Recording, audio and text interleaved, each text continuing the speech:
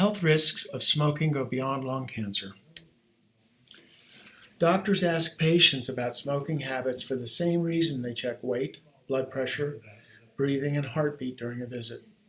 The answers, much like the results of the other checks, provide information that offers clues to the overall health and risk factors. They can also guide treatments of existing health conditions. Doctors are there to improve your health, and cigarette smoking is probably the single most harmful thing you can do to your health, said Jonathan Folds, professor of public health sciences and psychiatry at Penn State College of Medicine. It's hard to find a part of the body not affected by it. While most patients know that smoking causes breathing problems and lung cancer, they may not be aware of the magnitude of the risk or the other health problems it can cause. If you smoke a pack a day or more, your risk of getting lung cancer isn't just 1.5 or double that of a non-smoker, explains Folds. It's 20 times as great.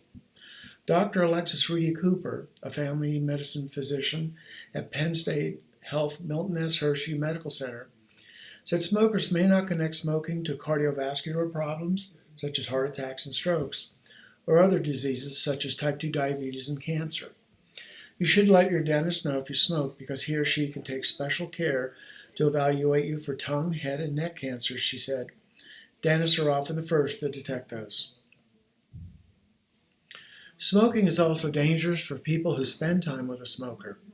Children who live in households with a smoker have an increased risk of developing asthma, ear infections, and lung infections. Pregnant women who smoke put their unborn child at risk for complications and premature delivery.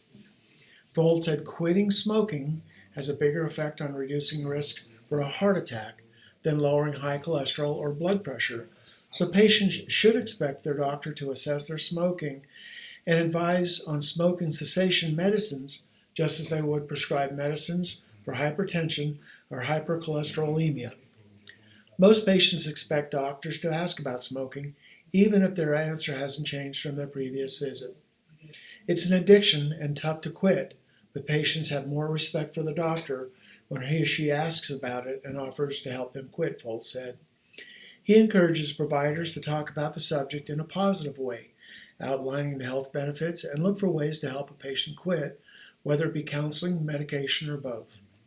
It's not a question of whether they should quit. It is critical that they quit, he said.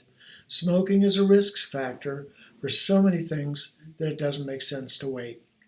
Reedy Cooper said new guidelines also recommend that smokers get more frequent lung cancer screenings, so it's important for patients to be honest about how much and how often they smoke. We're not going to judge you, she said. We just want to help.